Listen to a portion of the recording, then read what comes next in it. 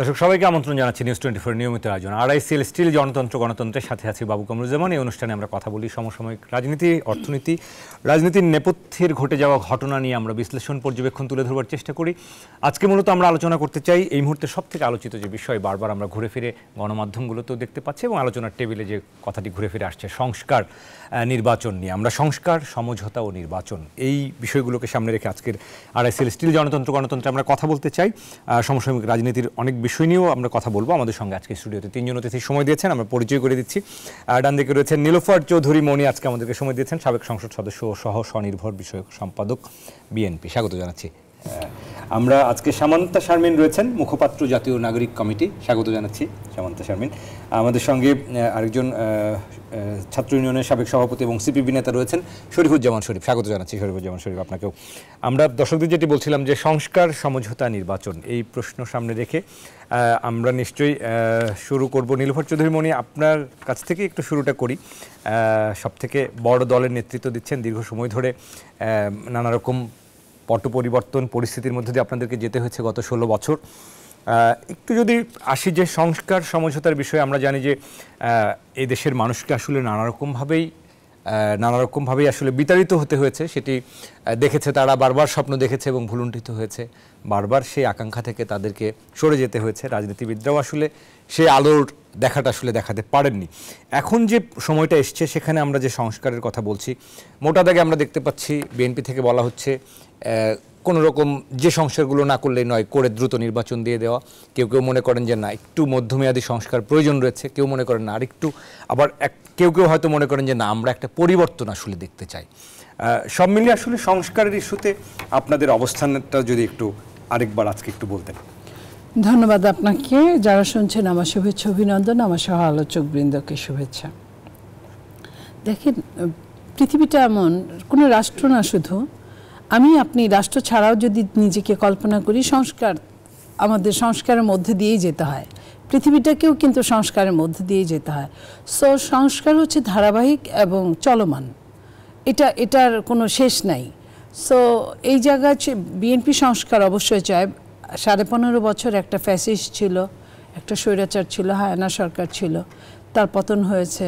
পতনের পরে সে যে হ্যান্ডসগুলোকে সে অকেজো করে গিয়েছিল, সেটাকে চলমান করা দরকার। এটা কিন্তু আমরাও বুঝি, আমরা কথা বলেছিও। সেটা যে শেষ করতে হবে তাদের হাত দিয়ে, এক হাতেই শেষ করতে হবে। আপনি জানেন রাষ্ট্র নিজেও চলমানের মধ্যে। সো আপনি তুলে দিলেন, আমি চালিয়ে গেলাম, তারপরের জন আরেকটু চালালো, শেষজন শেষ করলো, এরকম হয়। বা আবার শেষ বলতে কোনো চলমান সংস্কারের শব্দ নেই, আবার ঘুরে ঘুরে আবার আপনার কাছে আসতে পারে, আবার আপনার কাছে নথিতে আসতে পারে, আবার ওইটাকে পরিবর্তন কর্তন হতেই পারে। তো বারবার একটু বলছেন যে সীমিত সংশোধন করে দ্রুত নির্বাচন, সেটার জন্য সীমিতর কথা আমি বলছি না। আমি এটাকে আপনি যে নামেই ডাকেন, ওই যে অন্তর্বর্তী বলেন আর তত্ত্বাবধায়ক বলেন, নাম যেটাই বলেন না কেন, ঘুরে ঘাড়ে কিন্তু মিনিং একই হয় প্রায়।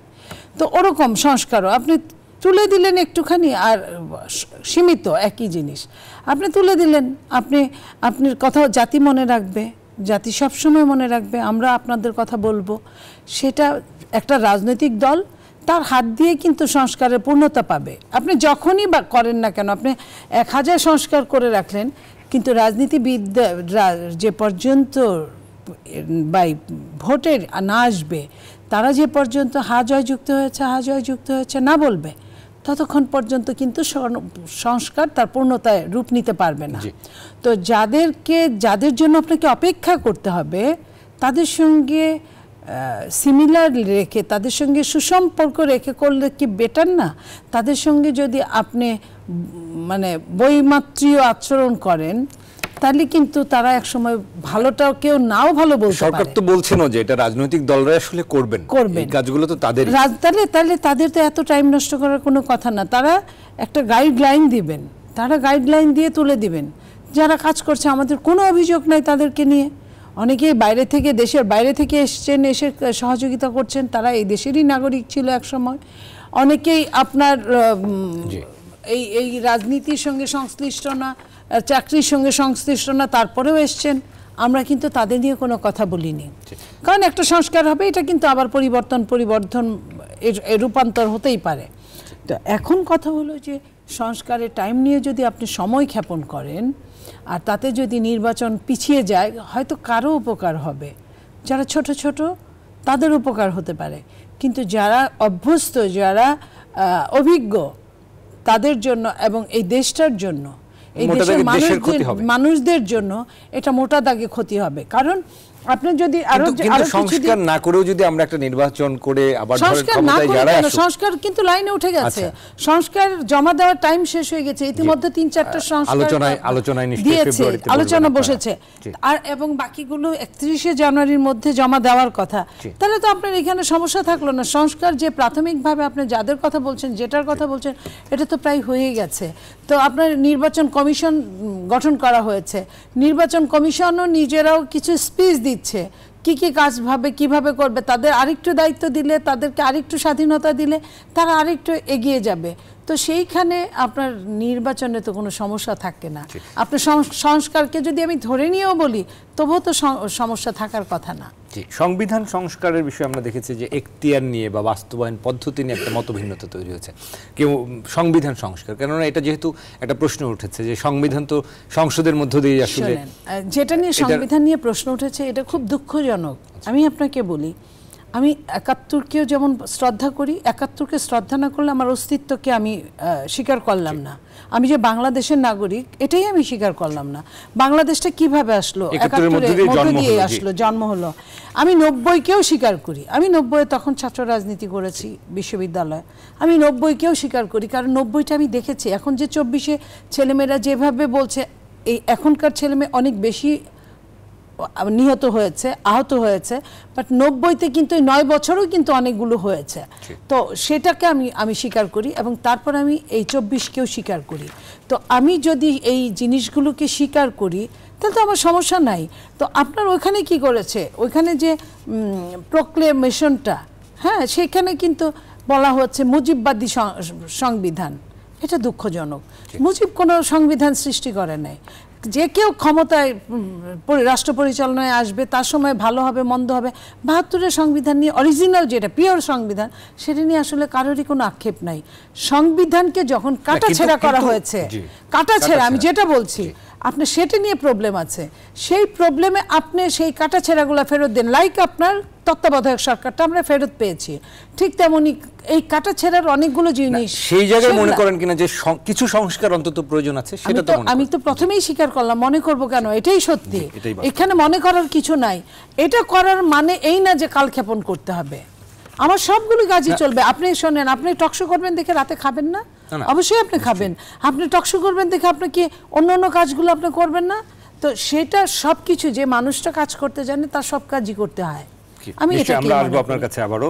নীলভর চৌধুরী মনি, আমরা একটু সামান্তা শারমিনের কাছে ফিরতে চাই, মুখপাত্র জাতীয় নাগরিক কমিটি। আমরা যদিও দেখেছি, যেটা বলছিলাম, যে অবশ্যই সংস্কার চলমান প্রক্রিয়া, কিন্তু মানুষ একটা পরিবর্তনও চান এবং একটা বড় অংশই হয়তো মনেই করেন, সেটা নিয়ে সুনির্দিষ্ট জরিপ নাই থাকুক, মানুষ হয়তো মনেই করেন যে না, আমরা আর প্রাতিষ্ঠানিক দুর্নীতি, রাজনীতিতে ক্ষমতার অপব্যবহার, অপশাসন, মানুষকে বঞ্চিত করে, এই জায়গাগুলো মানুষ আসলে এখন চান না। তারা আসলে পুরনো ব্যবস্থায় আসলে ফিরতে চান না, নতুন একটা ব্যবস্থা চায় আসলে বাংলাদেশ। সেই পরিবর্তনের আকাঙ্ক্ষা তৈরি হচ্ছে, এটা নিঃসন্দেহে বলা যায়। সামান্তা শারমিন, আপনার কাছে যে প্রশ্ন রাখতে চাই, এই সংস্কার প্রশ্নে রাজনৈতিক দল হিসেবে আপনারা যেহেতু নতুন রাজনৈতিক দল, বারবার আপনাদেরকে নিয়ে তর্ক বিতর্ক হচ্ছে এবং এক ধরনের আলোচনা সমালোচনা হচ্ছে যে কিংস পার্টির বিষয়টি ঘুরে ফিরে এসছে নাগরিক কমিটিকে নিয়ে, যে ক্ষমতায় থেকে এই ধরনের দলের সেটি প্রশ্নবিদ্ধ করবে, যেটি বিএনপি থেকে অভিযোগ এসছে। সংস্কার ইস্যুতে আপনি মনে করেন কিনা যে আসলেই এই খুব দ্রুতই আসলে একটা সংস্কার দিয়ে খুব দ্রুতই একটা নির্বাচন দেওয়া প্রয়োজন, আপনাদের দলের অবস্থান এবং আপনার অবস্থান যদি বলতেন? সামান্তা শারমিন। প্রথমত আপনাদের নিউজ 24-এর সকল দর্শক মণ্ডলী যারা আছেন সবাইকে শুভেচ্ছা, আমার সহ আলোচকদেরকেও শুভেচ্ছা জানাচ্ছি। আমরা আজকে 24-এর গণ অভ্যুত্থানের মধ্য দিয়ে আমরা একসাথে বসতে পেরেছি এবং আরও অনেক কিছুই বাংলাদেশে পরিবর্তন হচ্ছে 24-এর অভ্যুত্থানের মধ্য দিয়ে, এবং এখানে যেই তরুণরা আসলে ত্যাগ স্বীকার করেছে তাদের ত্যাগকে মাথায় নিয়ে, তাদের সেই ত্যাগের দায়কে, সেই রক্তের দায়কে মাথায় নিয়ে আলাপটা সবসময়ই করি, আজকেও করব। আমরা যেটা দেখেছি যে 24-এর অভ্যুত্থানের পরে আমরা যেটা দেখেছিলাম যে একটা জাতীয়, একটা রাষ্ট্রীয় এবং একটা রাজনৈতিক ঐক্য বাংলাদেশের মধ্যে, সেই ঐক্যটা আমরা চেয়েছিলাম যে সেটা বাংলাদেশের পুনর্গঠনের যে কাজটা বাকি রয়ে গেছে সেই কাজটাকে ত্বরান্বিত করবে এবং আমাদের যে বাংলাদেশে আনফিনিশড নেশন বিল্ডিং প্রজেক্ট এবং যে স্টেট বিল্ডিং প্রজেক্ট আমাদের আনফিনিশড আছে, সেটা প্রত্যেকটা সেটা আসলে সবগুলো রাজনৈতিক দলই যখন ক্ষমতায় আসে তার পার্টি গঠনের দিকে বেশি মনোযোগী হয়, কিন্তু এখানে পার্টি বিল্ডিংয়ের চেয়ে পিছনে পড়ে থাকে আসলে আমাদের স্টেট গঠনের প্রক্রিয়া। তো স্টেটকে মানে বাংলাদেশকে অ্যাজ এ স্টেট ডেভেলপ করা এবং অ্যাজ এ স্টেট তাকে পাওয়ারফুল করে তোলা in terms of all the Jio political situations, সেটা আমরা কখনো দেখিনি। তাদের মধ্যে উপলব্ধি হয়েছে, বোধোদয় হয়েছে, কারোর মধ্যেই দেখিনি। কিন্তু আমরা যেই জাতীয় ঐক্য এবং রাজনৈতিক ঐক্যের মধ্যে দিয়ে আমরা অভ্যুত্থানকে সংগঠিত হতে দেখেছি, তারপরে আমাদের মনে একটা আশা জেগেছে তরুণ সমাজ এবং সেই সাথে বাংলাদেশের সাধারণ মানুষ যারা আসলে নানান ধরনের পলিটিক্যাল পার্টির আইডিওলজি ধারণ করেন না, তারা শুধু নিজের জীবনযাপনটা করতে চান এবং সুস্থ স্বাভাবিকভাবে তারা যে ট্যাক্সটা পে করেন, প্রত্যেক দিন যে ভ্যাটগুলো দেন, সেটার পারপাস তাদের সার্ভ হবে এবং বাংলাদেশে অ্যাজ এ স্টেট তাকে সেই সার্ভিসগুলো দিবে যে সার্ভিসগুলো সে ডিজার্ভ করে অ্যাজ এ সিটিজেন। আমরা বাংলাদেশের সিটিজেনের মর্যাদা কখনো দেখিনি কাউকে পেতে। আমরা এখানে শুধুমাত্র আধুনিক রাষ্ট্র বলে একটা গালভরা শব্দ উচ্চারণ করেছি যে এটা বাংলাদেশ একটা আধুনিক রাষ্ট্র, কিন্তু বাংলাদেশের মানুষকে সবসময় মব হিসেবে ট্রিট করা হয়েছে এবং জনগণ, জনতা ইত্যাদি বলে ট্রিট করা হয়েছে। আমরা বাংলাদেশের মানুষকে মনে করি নাগরিক মর্যাদায় উন্নীত করা হোক। যখন আমরা এই জাতীয় ঐক্য এবং রাজনৈতিক ঐক্যের মধ্যে দিয়ে অভ্যুত্থানকে সংগঠিত হতে দেখলাম, তারপরে আমরা দেখলাম যে ছাত্রদেরকে না খুঁজেই সরকার কিভাবে গঠন হবে সেটা আলাপ আলোচনা করার জন্য ক্যান্টনমেন্টের সব কয়টা রাজনৈতিক দলকে দৌড়ে যেতে, এবং তখন আমরা দেখি নাই যে তাদের মনে ছিল যে কারা তাদেরকে মুক্ত করেছে, কারা তাদেরকে এত বড় একটা জঞ্জাল থেকে তাদেরকে নতুন দিশা দেখাচ্ছে। এই ছাত্রদেরকে পুরো অস্বীকার করে পুরোপুরি তাদের দায়কে মাথায় না নিয়ে তারা ক্যান্টনমেন্টে দৌড়িয়ে গিয়েছেন আলাপ আলোচনা করতে যে কিভাবে সরকার গঠন হবে, হুইচ ইজ ফাইন। তারপরেও যদি আমরা দেখতাম যে জাতীয় ঐক্য বজায় রাখার জন্য যখন ছাত্ররা গেল এবং পুরোপুরি একটা জায়গা তৈরি হলো যাতে করে একটা নেশনের জন্য একটা ভালো কিছু হবে, সবাই যখন আশা করেছিল, তখন আমরা দেখলাম যে ন্যাশনাল গভর্নমেন্ট মানে জাতীয় সরকার যেটা সবাই এক্সপেক্ট করেছিল, সেটার ক্ষেত্রে আমরা দেখেছি যে বড় বড় রাজনৈতিক দল যারা আসলে বড় বড় দায়িত্ব পালন করার কথা, নেশনের সেই দায়টা তাদের মাথায় থাকার কথা, আমরা দেখেছি যে সেখান থেকে তারা পিছপা হয়েছেন। তারা অবভিয়াসলি জানেন যে বাংলাদেশে আসলে কত মানে তারা যেহেতু গভর্নমেন্টে ছিলেন এবং ভালোভাবেই বিভিন্নবার মানে গভর্নমেন্ট চালানোর সে অভিজ্ঞতা তাদের আছেন, সেই জায়গা থেকে তারা অবশ্যই জানেন বাংলাদেশে একটা ভঙ্গুর একটা দশা, একটা স্টেট আছে এবং এই স্টেট যদি এই মুহূর্তে আরো 15 বছরে যেই পরিমাণ ভগ্নাংশ এখানে রয়েছে এবং সেই সাথে আওয়ামী লীগের রেজিডিউ আসলে থাকবে, সেই বাস্তবতা মাথায় নিয়ে তারা এই দায়িত্বটা নিতে চাননি। তারা এটা ছাত্রদের কাছে ঠেলে দিয়েছেন এবং তারা জানেন যে এই কোয়েশনগুলো কিন্তু আসলে সবাই খুব পরিষ্কার যে ছাত্ররা এই জায়গাগুলোতে হিমশিম খাবে, তাতে করে ছাত্রদেরকে ব্যর্থ হবে, তাদেরকে ব্যর্থতার মুখোমুখি করা যাবে। কিন্তু ইন দ্য মিন টাইম তারা যেহেতু স্টেট পলিটিশিয়ান, তারা স্টেটের অনেকগুলো ফাংশনারি জানেন যেখানে আসলে ইনপুট দিলে পুরো সিস্টেমটা কন্ট্রোল করা যায়। সো অসহযোগিতা এবং তারপরে আরো নানান ভাবে আসলে এই পুরো মানে পুনর্গঠনের প্রক্রিয়াটা যাতে সামনে না আগায় সেটার বিভিন্ন ধরনের বাধা আছে। আমরা মনে করি যে এখনো আমরা মনে করি যে এই বিষয়গুলোকে উতরে উঠে একটা জাতীয় ঐক্য, রাজনৈতিক ঐক্য প্রয়োজন। কিন্তু আমরা যে বলবো যে এই যে মানে বিভিন্ন পয়েন্ট যে ইতিহাসের এই ডামাডোলের মধ্যে যে 71 থেকে আমাদের যে পুনর্গঠন হয়েছে, মানে আমাদের যে জাতির যে আইডেন্টিটি এসেছে, কিন্তু আমরা তো মনে করি না শুধু 71 আমাদের মাইল ফলক। আমরা তো মনে করি যে আমাদের নেশনের একটা অ্যাসপিরেশনের জায়গা থেকে এই নেশনটা ফাইট করে আসছে, এই স্ট্রাগলটা তার চলমান মানে একদম 47 থেকে।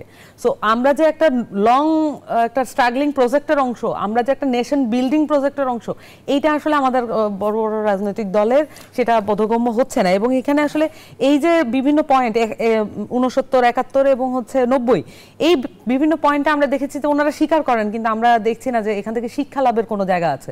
যেমন 90 সালে যেটা হচ্ছে ত্রিদলীয় রূপরেখা, সেটা আগে কারা ভঙ্গ করলো, এবং আমরা যখন দেখেছি যে আইন শৃঙ্খলা বাহিনী নিয়ে যারা সবচেয়ে বেশি নিপীড়নের শিকার হয়েছে তারাই তো আসলে র্যাব গঠনের মূল কারিগর ছিল। মানে এই জায়গাগুলো থেকে আমরা দেখি না যে স্বীকার করার মধ্যে দিয়ে আসলে কোনো শিক্ষণীয় জায়গাগুলো আসলে বাংলাদেশে তৈরি হচ্ছে। এখানে আমরা দেখেছি যে মুজিববাদী সংবিধান যে আমরা বলছি, এবং এটার তো একটা প্রিটেক্সট আছে, এবং এটার একটা পলিটিক্যাল জায়গা আছে, এবং এটার একটা সাংস্কৃতিক জায়গা আছে, সেই সাথে এটার একটা ইমপ্লিমেন্টেশনের জায়গা আছে অ্যাজ এ স্টেট এটা যেভাবে দখল করে। আপনারা কি পুরো সংবিধানটাই বলছেন, যে পুরো সংবিধানটাই? সেই জায়গায় তো আবার অনেকে একমত হচ্ছেন না যে পুরো সংবিধানটা। আমরা মনে করি যে আমরা এটা পুরো, অনেকে একমত হচ্ছেন না, কিন্তু অনেকে মনে করেন যে এটা ৭২-এর সংবিধান দিয়ে এটা আসলে মুক্ত করা সম্ভব। মানে ৭২-এর সংবিধান একটা খুবই পবিত্র সংবিধান ছিল, যেখানে আসলে কোনো ধরনের কোনো অসুবিধা ছিল না, যাতে করে মানে এই স্টেটটা ফাংশন করতে পারতো। আমরা আসলে মানে ৭১ থেকে মানে ৭২ থেকে ৭৫, তখন তো এই ৭২-এর সংবিধানই ছিল, তখন কত কিলিং হয়েছে বাংলাদেশে, এই ইতিহাসকে আমরা মানে আপনারা জানেন, মানে যারা এটা বলছেন তারা জানেন কিনা এটা আমাকে প্রশ্ন করতে হবে।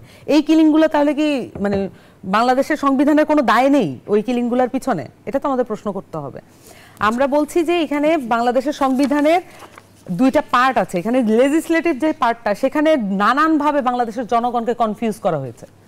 এখানে নানানভাবে বলা হয়েছে যে প্রধানমন্ত্রী এবং রাষ্ট্রপতির যে ক্ষমতার ভারসাম্য তারা করবেন, কিন্তু এখানে কোনো ক্ষমতার ভারসাম্য ছিল না, এবং এককেন্দ্রিক ক্ষমতা কাঠামো, এবং শুধুমাত্র এখানে একদলীয় না, আমরা তো এখানে বহুদলীয় তো সংবিধান নয়ই, এটা একদলীয় সংবিধানও নয়, এটা একটা এক ব্যক্তিকেন্দ্রিক সংবিধান। মানে আপনাদের একটু সুনির্দিষ্ট করে বলবেন, মানে আপনারা কি মনে করেন যে সংবিধান পুরোপুরি আসলে এটা? আমরা বলছি এটা পুনর্লিখন হওয়া প্রয়োজন। এখানে যেই জায়গাগুলো আছে, মানে লেজিসলেটিভ জায়গা, এক্সিকিউটিভ জায়গা, এবং হচ্ছে যেটা হচ্ছে স্পিরিটের জায়গা, মানে হচ্ছে প্রিএমবল, সব জায়গাগুলো এখানে রিচেক দেওয়ার প্রয়োজন আছে, রিরাইট হোক। এবং আর সংস্কার ইস্যুতে এক কথাই বলবেন কিনা যে সংস্কার, দ্রুত নির্বাচন, সংস্কার, বিএনপির যে অবস্থান যেটি বলছিলেন যে না আসলে এটা তো একটা চলমান প্রক্রিয়া, আপনারা কি মনে করেন যে না সংস্কার একটা চলমান প্রক্রিয়া, সেটার সাথে আমাদের দ্বিমত করার কোনো সুযোগ নেই। এটা বারবার কেন আসে এটাও আমি বুঝি না, যে মানে এটা সংস্কার একটা চলমান প্রক্রিয়া, এটা খুব স্বাভাবিক। কিন্তু যখন আপনি নির্বাচন চান, তখন হচ্ছে কি নির্বাচন চান, এটা ফার্স্ট কোশ্চেন, এটা এড়ায় যাওয়া হয়। কি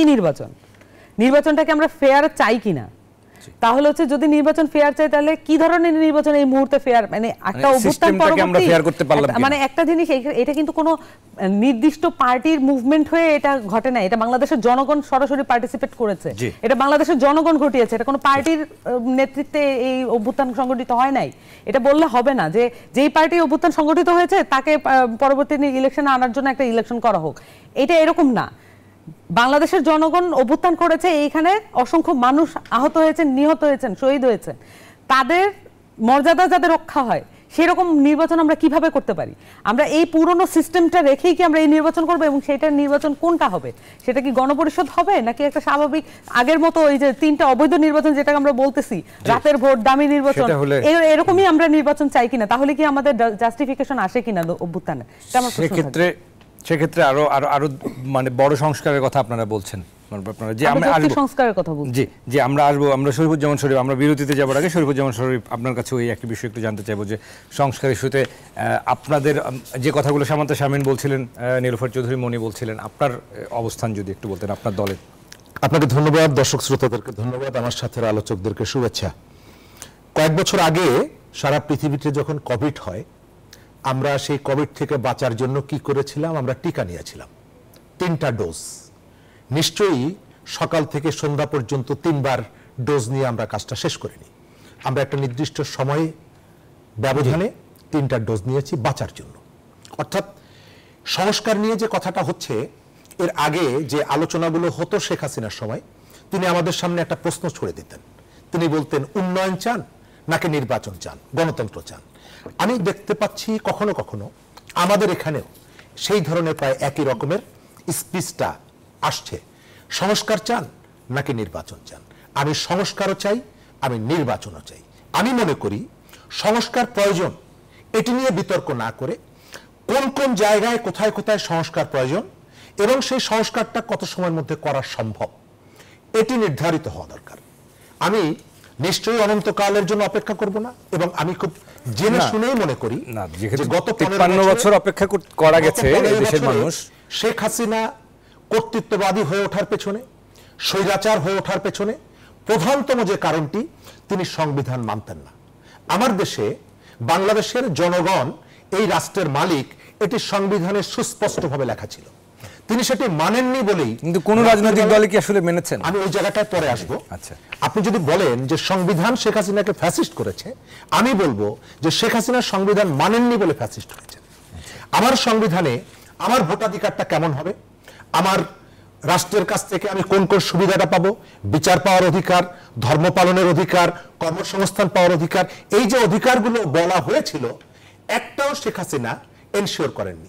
তিনি রাজনৈতিক দলের এক দলের সরকার কায়েম করেন। এখন কি তার মানে যে অবস্থায় আছে রাতারাতি একটা নির্বাচন হয়ে যে দলই আসুক না কেন তাতে আমরা কি সংবিধান আমি আমার এই প্রশ্ন কায়েম করতে পারবো? মানে জনগণ, জি আমি ইন্টোতে যেটা বলেছি এর ভেতর থেকে কিন্তু আমি মিন করেছি যে পরশুদিন একটা নির্বাচন হয়ে গেলে আমার সমস্যার সমাধান হবে না। আমাকে একটা নির্দিষ্ট সময়ের জন্য আমার যে টার্গেটটা ঠিক করে এই কাজগুলো আমাকে করতে হবে। সংস্কার মানে কি? সংস্কার মানে পরিবর্তন। সংস্কার মানে হচ্ছে বিদ্যমান যে ব্যবস্থাটা আছে সেটার পরিবর্তন। আমি যে রাজনীতি করি আমি তো মনে করি এটি হচ্ছে পৃথিবীতে সব থেকে বড় সংস্কারের জন্য, পরিবর্তনের জন্য যে মতাদর্শ, আমি সেই মতাদর্শকে ধারণ করি। আমি পৃথিবীতে সব থেকে বড় পরিবর্তন 1917 সালের রুশ বিপ্লবকে মনে করি। সুতরাং পরিবর্তনের জায়গা থেকে আমরা সবসময় পরিবর্তনটাকে ধারণ করি, কিন্তু সেটি আপনি কত দূর করবেন, আপনার ক্যাপাসিটি কতটুকু, আপনার যে সময়টা আছে এই সময়ের মধ্যে আপনি কত দূর করতে পারবেন, এবং এই সাস্টেইনেবল করার জন্য আপনার যে অন্যান্য যে প্রিপারেশন গুলো আছে আবেগের বশবর্তী না হয়, অথবা কোন একটা বিশেষ বিষয়কে আপনি যদি টার্গেট করেন। আমি শঙ্কিত হই কেন জানেন? যখন আপনি দাঁড়িয়ে বলেন এই সংবিধানকে আমি মাটির নিচে পুঁতে ফেলবো, তখন আমার কাছে যন্ত্রণা হয়, কারণ এই সংবিধানের জন্য আমার অনেক সহকর্মী মৃত্যুবরণ করেছেন, যুদ্ধ করেছেন, আমরা যুদ্ধে অংশগ্রহণ করেছি। এই জনপদের অসংখ্য ঘটনা আছে, রাজনৈতিক ঘটনা আছে, কিন্তু এই জনপদের সব থেকে বড় রাজনৈতিক ঘটনা হচ্ছে বাংলাদেশের 1971 সালের মুক্তিযুদ্ধ। জি নিশ্চয়ই আমরা আরো শুনবো। শরীফুজ্জামান শরীফ, আমাদের আসলে একটা বিরতি নেবার সময় হচ্ছে, বিরতি থেকে ফিরে এসে আমরা আপনার কাছে আসবো। দর্শক, আড়াইসিএল স্টিল জনতন্ত্র গণতন্ত্রে আমরা কথা বলছি সংস্কার, সমঝোতা, নির্বাচন কোন পথে, আমরা আরো আলোচনা করতে চাই। আমাদের সঙ্গে তিনজন অতিথি রয়েছেন। আমরা একটা বিরতি থেকে ফিরছি, আশা করি সঙ্গে থাকবেন। দর্শক, বিরতির পর আরও একবার স্বাগত। আড়াইসিএল স্টিল জনতন্ত্র গণতন্ত্রের সাথে আছি বাবু কামরুজ্জামান। কথা বলছি নির্বাচন, সংস্কার, সমঝোতা নিয়ে। আমাদের সঙ্গে তিনজন অতিথি রয়েছেন। নীলুফার চৌধুরী মন্ডি রয়েছেন, সাবেক সংসদ সদস্য সহ স্বনির্ভর বিষয়ক সম্পাদক, বিএনপি, স্বাগত জানাচ্ছি আরও একবার। আমাদের সঙ্গে সামান্তা শারমিন রয়েছেন, মুখপাত্র, জাতীয় নাগরিক কমিটি। সাথে আছেন শরীফুজ্জামান শরীফ, সাবেক সভাপতি, ছাত্র ইউনিয়ন এবং সিপিবি নেতা। আমরা বিরতির আগে এই সংস্কার বিষয় নিয়ে শুনছিলাম।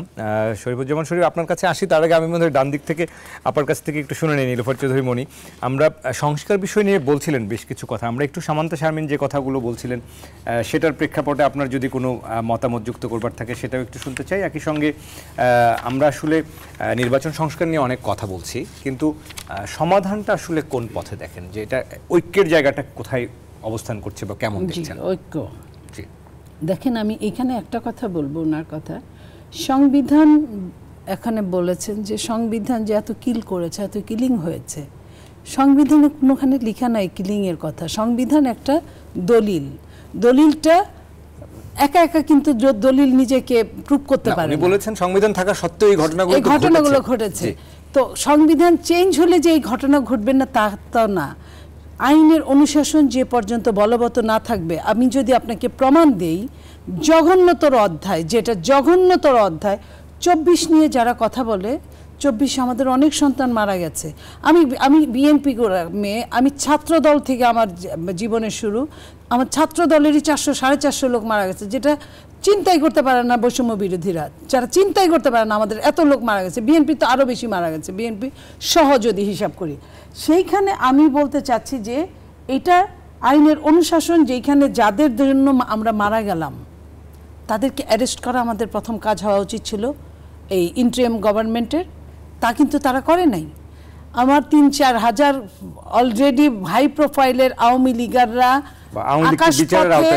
আকাশপথে, নৌপথে, আপনার স্থলপথে তারা পালিয়ে গেছে। কিভাবে গেল? এই পালিয়ে যাওয়াটা কি সরকার এখান থেকে কি নিজেকে নিস্তার দিতে পারে? এটার জায়গায় কি তাকে জবাবদিহিতা করতে হবে না?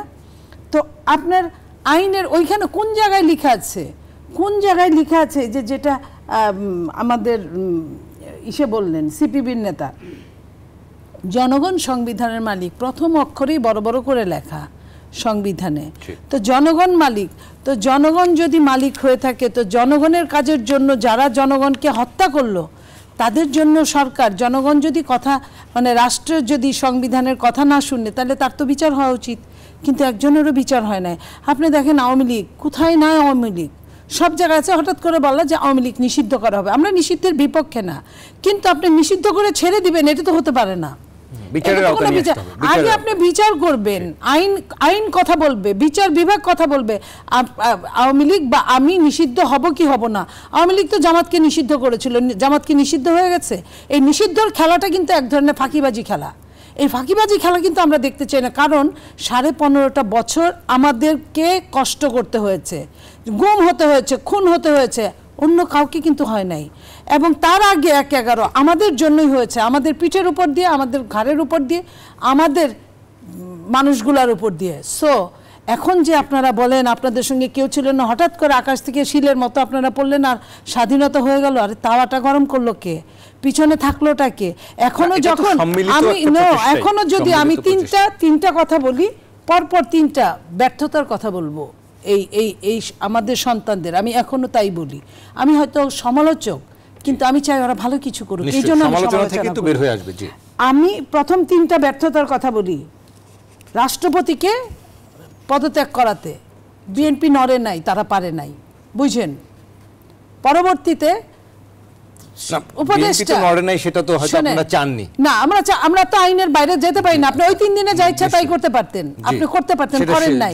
আপনি বলতেছেন আপনি বিপ্লব, অথচ আপনি রেভলিউশনের মতো আপনি কিন্তু ওই সরকারের প্রধানের কাছে আপনি শপথ নিয়েছেন। তো আমি ওটা বাদ দিলাম। সেকেন্ডটা যে উপদেষ্টা নিয়োগ হলো, পরে তারা আন্দোলন করলো, উপদেষ্টাদের আলটিমেটাম দিল একের পর এক, উপদেষ্টা বিএনপি চান নাই, উপদেষ্টা সরে নাই। শোনেন, তারপরে আপনার প্রক্রিয়ামেশন, আপনার ঘোষণাপত্র আপনারা দিতে পারেন নাই। আপনারা যে মুজিববাদ বললেন, তারপরে আবার জিয়াবাদও বলা শুরু করছেন, বাট দিতে পারেন নাই। আমরা তো আপনাদেরকে, আপনারা আমাদের সন্তান, আমরা তো আপনাদের এনিমি মনে করি না। আমরা আপনাদের ওয়েলকাম জানাতে চাই। আমরা আপনারা রাজনীতি করবেন, আরো 5টা এই যে কতগুলো রাজনৈতিক দলের আওয়ামী লীগ আপনার রেজিস্ট্রেশন দেয় নাই, পরে সরকার এসে দিল, আমরা খুশি না? আমরা তাদের ওয়েলকাম করেছি না? আমরা তাদের সাথে একসাথে কাজ করছি না? জি নিশ্চয়ই, অনেক ধন্যবাদ। আপনি সুনির্দিষ্ট করে 3টি পয়েন্টের কথা বললেন। আমরা সামন্ত শারমিন, মুখপাত্র জাতীয় নাগরিক কমিটি, আপনার কাছে জানতে চাইবো যে মানুষ তো আসলে পুরনো ব্যবস্থায় ফিরতে চায় না, মানুষ আসলে নতুন কিছু আশা করছেন, কিন্তু সেই সংস্কারটা টেকসই হবে কিভাবে সেটার বিষয়ে তো আসলে সবার অভিজ্ঞতাও নেই। এরকম একটা প্রসেসের মধ্যে দিয়ে আমরা যাচ্ছি। আপনি যদি একটু যে কথাগুলো নীলুফার চৌধুরী মনি বলছিলেন যে ছাত্রদের ব্যর্থতার কথা, সেই জায়গাটা নিয়েই যদি একটু শুরু করেন, আপনি যদি বলেন আমাদেরকে। আচ্ছা, বাংলাদেশের মানুষকে একটা খুবই বিভ্রান্তির মধ্যে রাখা হয়। বাংলাদেশের মানুষ সহজ সরল, অধিকাংশ মানুষ দেখা যায় যে ওই অর্থে পড়াশোনা হয়তো জানে না, আবার পড়াশোনা জানলেও খুবই কর্মের জায়গা থেকে নিজেদের মতো করে নিজের পড়াশোনা খেটে খাওয়া মানুষ। এবং ইভেন ধরেন এখানে কর্পোরেট চাকরি যারা করে তারাও এক ধরনের খেটে খাওয়া মানুষ, নিজের জীবনের বাইরে আর ভাবার সুযোগ থাকে না। এই মানুষগুলো হয়তো নিজের জীবন ওই যে একটা টানাপোড়েনের মধ্যে থাকে বলে এই সুযোগটা আর কি সবাই নেয়। এই যে আইনের শাসনের কথা বলেন না, যে সংবিধানটা আসলে এত ভালো, 72-এর সংবিধানটা ভালো, এই কথাগুলো মানে কিছু মানুষ বলতো। আপনি যদি ফিরে দেখেন এই কথাগুলো বলতো আওয়ামী লীগের বুদ্ধিজীবীরা, যে শেখ হাসিনাকে ভুল বোঝানো হচ্ছে, আর এমনিতে সংবিধান ভালো, আমাদের আইন কাঠামো ভালো। ভাইরে, আমার এখানে 1861 সালের হচ্ছে পেনাল কোড এবং পুলিশ আইন, যেটা বানানো হয়েছে যে এখানে কলোনিয়াল শাসন থাকবে এবং ওই পুলিশ বাহিনী পেটাবে হচ্ছে, মানে ব্রিটিশ পুলিশ পেটাবে হচ্ছে আমাদের দেশের জনগণকে। ওই পুলিশ আইন পেনাল কোড দিয়ে আমাদের দেশের ল চলে, আমাদের দেশের শ্রম আইন পর্যন্ত আপডেটেড না। আপনার এখানে আমি একটা জিনিস বলি, যে সংবিধানে অনেক কিছু বলার সুযোগ থাকে না, এগুলো তো সময় কম থাকে।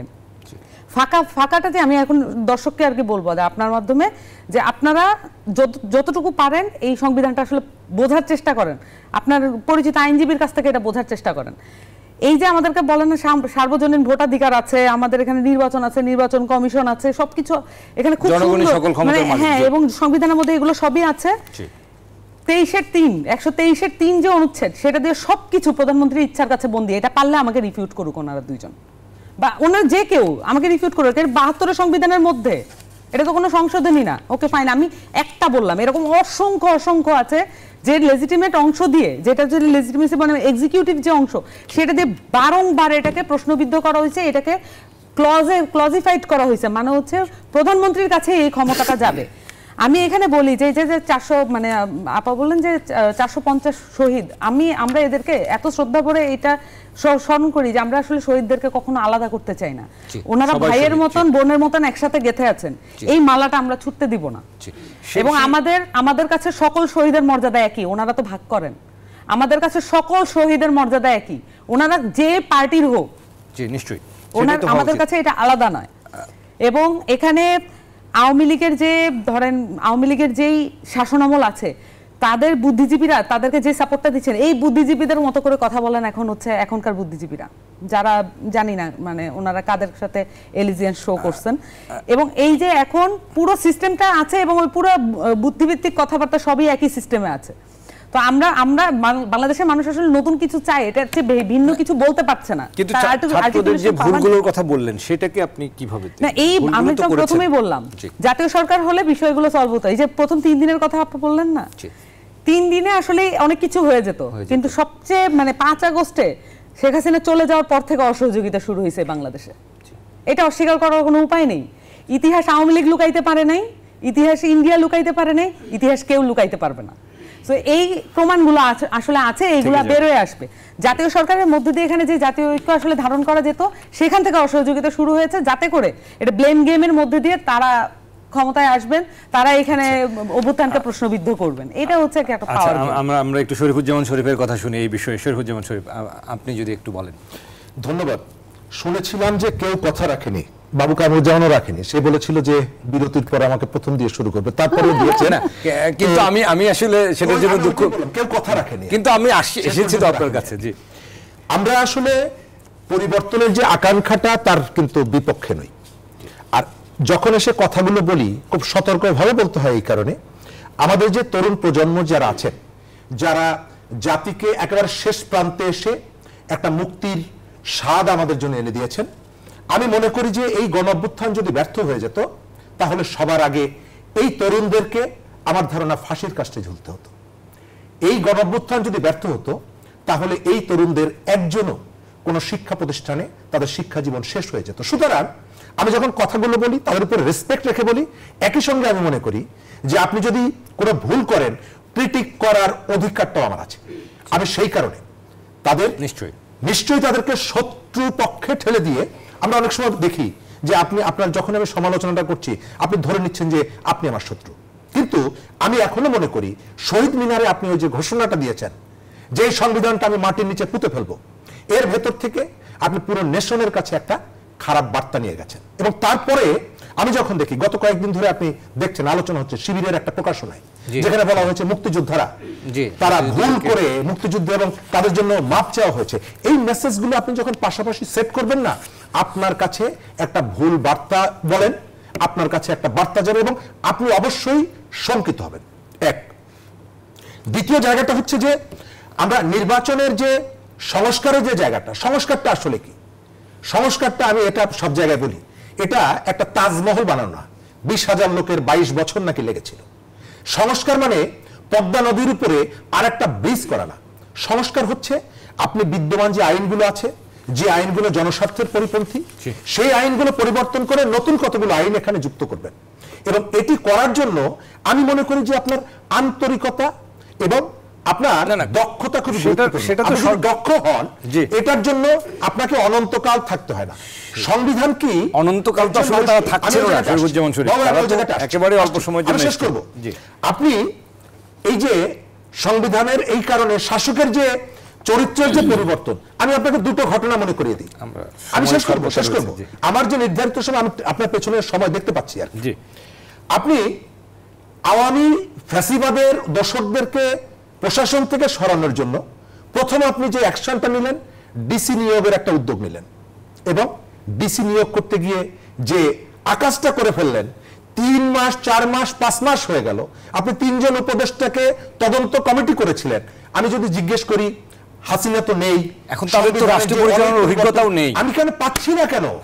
না, এটা অভিজ্ঞতার বিষয় না, এর ভেতরে সম্ভবত শস্যের মধ্যে কোনো একটা ভূত আছে। ঢাকার চারিপাশে গরিব মানুষের জমি দখল করে প্লট করে শেখ হাসিনার সময় 800 দলীয় লোকজনকে এই প্লট বরাদ্দ দেওয়া হয়েছিল। কয়েকদিন আগে নিউজ এসেছে। গত সেপ্টেম্বর মাসে হাইকোর্ট তারা একটা তদন্ত কমিটি করে দিয়েছিল একজন অবসরপ্রাপ্ত বিচারপতির নেতৃত্বে, যে কাদেরকে এবং কি ভাবে শেখ হাসিনার সরকার এই অন্যায় কাজটা করেছে তদন্ত করার জন্য। সেপ্টেম্বরের নির্দেশ, আজকে ডিসেম্বরের 30 তারিখে আমরা পা দিয়েছি। এখন পর্যন্ত সেই কমিশনের জন্য আপনি একটা টেবিল চেয়ারের ব্যবস্থা করেননি। আমি এটার জন্য কি সংবিধান, এই যে প্রচলিত আইন, এগুলোকে দায়ী করব? নো, আপনার আন্তরিকতাটা ছিল না। নিশ্চয়ই আন্তরিকতা, কিন্তু তারা চেষ্টা করছেন, তাদেরকেও আসলে সহযোগিতা কতটা করা হচ্ছে সেটিও একটা প্রশ্ন নিশ্চয়ই, কেননা তাদের যেহেতু রাষ্ট্র পরিচালনার অভিজ্ঞতা নেই। আমরা একটা ছোট্ট বিরতি থেকে ফিরে সেসব কথা বলবো। দর্শক, আড়াইসিএল গণতন্ত্র আমরা সংস্কার সমঝোতা নির্বাচন নিয়ে কথা বলছি, আরও কথা বলবো আরেকটা ছোট্ট বিরতির পর। আশা করি আমাদের সঙ্গে থাকবেন। দর্শক, আরও একবার স্বাগত জানাচ্ছি আড়াইসিএল স্টিল গণতন্ত্রে কথা বলছি সংস্কার সমঝোতা নির্বাচন। এই বিষয় নিয়ে আমাদের সঙ্গে 3 জন অতিথি আজকে স্টুডিওতে রয়েছেন। আমাদের সময় স্বল্পতা রয়েছে, ছোট্ট করে আমরা একটু মন্তব্য নিয়ে নিব এই সংস্কার সমঝোতা নির্বাচন বিষয়ে। এবার ডান দিক থেকে শরীফুজ্জামান শরীফ, আপনার অভিযোগ, এবার আমি কথা না দিলেও আপনার দিক থেকে শুরু করতে চাই। আমরা আসলে একটা সমাধান সূত্র চাই, যেটা দিয়ে আসলে একটা ঐক্যের মধ্য দিয়ে, কেননা আমরা তো চাই না যে সব পক্ষ যদি একমত না হয়, আবারও যদি সেই বিশৃঙ্খল বাংলাদেশ সেই পথেই হাঁটি, তাহলে জনগণ শেষ পর্যন্ত বঞ্চিত হবে। একেবারে সংক্ষিপ্ত মন্তব্য। প্রথমত, আমাদের যে দুঃসহ অভিজ্ঞতা, এটি কিন্তু 10 বছর আগের না, মাত্র 6 মাস আগের। সুতরাং আমরা ওই রকমের একটা পরিস্থিতিতে কেউই যেতে চাই না। তাহলে যদি যেতে না চাই, তাহলে করণীয়টা কি? করণীয়র জায়গাটা হলো আমাদের নিজেদের কাছে কতগুলো প্রশ্ন করা দরকার, যে আমরা মাত্র 6 মাসের মাথায় এসে কেন আলোচনা করছি, আমাদের ঐক্য দরকার। 6 মাস আগে তো আমরা বন্দুকের সামনে পরস্পর হাতে হাত ধরে ঐক্যবদ্ধ হয়েছিলাম। এখন শিক্ষার্থীরা সেই আন্দোলনের নেতাকে দেখে কেন ভুয়া ভুয়া বলছে, এটি আত্মজিজ্ঞাসা করা দরকার। এক। দ্বিতীয়ত হলো, আমাদের শেখ হাসিনার সাথে আমাদের কারো পৈতৃক সম্পত্তিগত কোনো বিরোধ ছিল না। তিনি রাষ্ট্র থেকে আমাদেরকে দূরে সরে রেখেছিলেন, নির্বাচনী প্রক্রিয়া এবং আমার অধিকারটা কেড়ে নিয়েছিলেন। আপনি যদি রাষ্ট্র বিনির্মাণ করতে হয়, পুনর্গঠন করতে হয়, এবং অন্যান্য যে বিষয়গুলো আপনি অ্যাড্রেস করছেন, আপনার এজেন্ডা, এটি নির্ধারণ করবে নির্বাচিত সরকার। সুতরাং নির্বাচিত সরকারের দিকে আপনাকে যেতে হবে। আপনি যদি কিন্তু সুতরাং এটি না হলে সেটি, এই জায়গা থেকে বেরিয়ে আসতে হবে। আমাদের তরুণদের যে কথা বলছি, আমাদের কিন্তু একটা ভুল ধারণা নিয়ে আছি, তরুণ মানেই হচ্ছে এদের সঙ্গে আর অন্য রাজনৈতিক দলগুলোর সঙ্গে কোনো তরুণ নেই। নো, রাজনৈতিক দলগুলোর সঙ্গেও তরুণ আছে, আমাদের অন্যদের সঙ্গেও প্রবীণরা আছে। সুতরাং মনোপলি যে ক্লেমটা, এই জায়গা থেকে আমাদেরকে বেরিয়ে আসা দরকার। অনেক ধন্যবাদ শরীফুজ্জামান শরীফ। শেষ পর্যন্ত আপনি বলছেন যে নির্বাচনের কথা, নির্বাচনের মধ্য দিয়ে আমাদের সমাধান খুঁজতে হবে। আমরা সামন্ত শারমিন আপনার কাছে আসতে চাই, যদি একটু বলেন যে বাংলাদেশের মানুষের তো আমরা দেখেছি যে ইতিপূর্বে বেশ কিছু বিশ্বাসভঙ্গের মর্মান্তিক স্মৃতি আসলে বারবারই হয়েছে, সেটি নির্বাচনের মধ্য দিয়েও হয়েছে। আমরা দেখেছি এই দুষ্টচক্র থেকে আমরা আসলে বের হতে পারি। টেকসই সমাধান কি হতে পারে? টেকসই সমাধান এখানে কাঠামো। বারবার বলা হয় যে আন্তরিকতা যদি থাকতো, তাহলে হচ্ছে সংবিধান যতটুকু ভালো সেটা আসলে করা যেত আর কি। সংবিধান ভালো, আমাদের আইন ভালো, সবই ভালো, শুধুমাত্র আন্তরিকতা, মানুষগুলো ভালো ছিল না, এই কারণে আর কি আমাদের দেশের এই অবস্থা। এটা সম্পূর্ণ ভুল। বাংলাদেশের মানুষ অন্তত, মানে যাই হোক না কেন, যে সেই যেই শ্রেণীরই হোক, সেটা সে বুঝে। এবং আন্তরিকতার সাথে কাঠামোর কোনো সম্পর্ক নেই। একটা সবচেয়ে ভালো মানুষ সবচেয়ে খারাপ কাঠামোতে তাকে পুটিন করলে কাজগুলো করতে সে বাধ্য থাকবে। আমি এখানে একটা গল্প বলতে চাই, যে আমার এক বড় ভাই ছিল, উনি একটা জেলার ছিলেন। উনি কেন একজন চোরের সাথে তার ওয়াইফকে দেখা করতে দিছে টাকা ছাড়া, এটার কারণে তাকে শোকজ করছিল ফ্যাসিস্ট রেজিমে। তাকে শোকজ করা হয়েছে এবং তাকে প্রশ্ন করা হয়েছে যে তুমি কে, এইখানে আমাদেরকে ভাগ বসানো, আমাদের এটা তুমি নষ্ট করার কে। এবং পরে সে ওই চাকরি ছেড়ে দিয়ে অন্য চাকরিতে চলে যায়, মানে সরকারি চাকরি। এবং অনেক ওইটা উনিও কিন্তু একদম তরুণ একটা ব্লাড, কিন্তু তারও এই অভিজ্ঞতা হয়েছে। সো এইখানে হচ্ছে সিস্টেমের মধ্যে ভালো মানুষ বসাইলে কোনো লাভ হয় না, ওই সিস্টেমটাই যদি সৎ না হয়। এবং এটার সাথে আন্তরিকতার কোনো সম্পর্ক নাই, এটা পুরোপুরি ভুয়া একটা ক্লেম, এটা কোনো সম্পর্ক নাই। আরেকটা বিষয় বলতে চাই, এখানে যে মূলনীতিগুলো, এখানে মুক্তিযুদ্ধের প্রশ্নটা আসে, এখানে খুবই এখন হট টপিক। মুক্তিযুদ্ধের যে প্রোক্লামেশন ছিল, দ্যাট ওয়াজ দ্য ইশতেহার অফ বাংলাদেশ, যে বাংলাদেশের মানুষের স্পিরিটটা কি, সাম্য, মানবিক মর্যাদা, সামাজিক ন্যায় বিচার, এটা আমাদের মূলনীতি। এবং এটাকে সরায় দেওয়া হয়েছে, খুবই সুচারুরূপে সরায় দেওয়া হয়েছে, যাতে করে বাংলাদেশের মানুষের কাছে আর মুক্তিযুদ্ধ না থাকে। এটা আওয়ামী লীগের মুক্তিযুদ্ধ হয়েছে, এবং এইখানে 24-এর জনগণ এটা মুক্ত করছে, আওয়ামী লীগের কাছ থেকে মুক্তিযুদ্ধ আমরা ওন করি, আমরা 24-কেও ওন করি, কারণ 24 মুক্তিযুদ্ধকে ফিরে আনছে ছাত্র জনতার কাছে, শ্রমিক কৃষকের কাছে। আমরা আমরা আর সেটি দেখতে চাই না নিশ্চয়ই। আপনি আমরা সময় স্বল্পতা, তা না হলে আরো হয়তো শুনতে পারতাম। আমরা নীলুফার চৌধুরী মনি এক কথায় আপনার কাছে ছোট্ট করে আমরা সমাধানের কথা যদি আসি, ঐক্যের জায়গাটা নিয়ে। দেখেন, সমাধান চাইলে সাদা রংটা কিন্তু সবার জন্যই সাদা, কেউ বলবে না যে এটা কালো রং। যদি কেউ কালো বলে তার চোখের সমস্যা বা তার কোনো দৃষ্টিভঙ্গি সমস্যা। এখানে দৃষ্টিভঙ্গিটাকে যদি সমান করেন তাহলে আমি ওই যে ওইভাবে আবার যাচ্ছি। কিন্তু কাঠামোর সমস্যাটি কিন্তু এটার সাথে আমি ব্যক্তিগতভাবে মনে করি যে কাঠামো আসলে একটা সিস্টেম যদি সৎ না হয়, একটা লোক গিয়ে সেই ভুল সিস্টেমে কিন্তু অসৎ হয়ে যেতে পারে। এটা আমি এটাই বলছি, এইখানে কাঠামোর চেয়ে বেশি দরকার হলো আইনের অনুশাসন। আমার জন্য, আপনার জন্য, এখানে সবার জন্য আইন সমান। কারোর জন্য আইন একদম মানে খুব বড় উপর লেভেলের, কারোর জন্য লো লেভেলের, কেউ শাস্তি পাচ্ছে পাপ না করে আর কেউ পাপ করেও শাস্তি পাচ্ছে না, এটা তো হতে পারে না। এই জায়গাটার আমাদের প্রবলেমটা। আর যে কথাটা আসছে যে সংবিধানে যে প্রধানমন্ত্রীর এত ক্ষমতা, প্রধানমন্ত্রীর ক্ষমতার জন্য কিন্তু বাংলাদেশ জাতীয়তাবাদী দল অলরেডি এই ঘটনা 24-এর আগেই 23-এই কিন্তু তারা প্রেস কনফারেন্স করে আপনাদের নিয়ে কিন্তু 31 দফা দিয়েছে। সেইখানে প্রধানমন্ত্রীর ক্ষমতা কমবে, রাষ্ট্রপতির ক্ষমতা বাড়বে, উচ্চকক্ষ নিম্নকক্ষ থেকে শুরু করে সবগুলো যে সংস্কারের কথা বলা হয়েছে সেই সংস্কারগুলো প্রায় সবগুলো এখানে বিদ্যমান। তো আমরা কারোর কাছেই আমরা কোনোভাবেই পিছিয়ে নাই কাজে, ভালো কাজগুলোতে। সেই ভালো কাজের জন্য সময় এবং সুযোগটা বেশি দরকার। নিশ্চয়ই আমরাও সেই সময়ের অপেক্ষা করি। মানুষ যেটা দরকার সেটা সিস্টেম লসটাকে তুলতে হবে। আপনার সব জায়গায় যে সিস্টেম লসটা, ওই জায়গা থেকে নীলুফার চৌধুরী মনি, সামন্ত শারমিন এবং শরীফুজ্জামান শরীফ, আপনাদের তিনজন আজকের আলোচনায় সময় দেওয়ার জন্য। দর্শক, আমরা আরআইএসএল স্টিল জনতন্ত্র গণতন্ত্র এই পরিবর্তন আসুক, সেই পরিবর্তনের আকাঙ্ক্ষা বাস্তবায়ন হোক, সেই প্রত্যাশায় আজকে শেষ করছি। আগামীকাল আবারও দেখা হবে। সবাইকে শুভরাত্রি।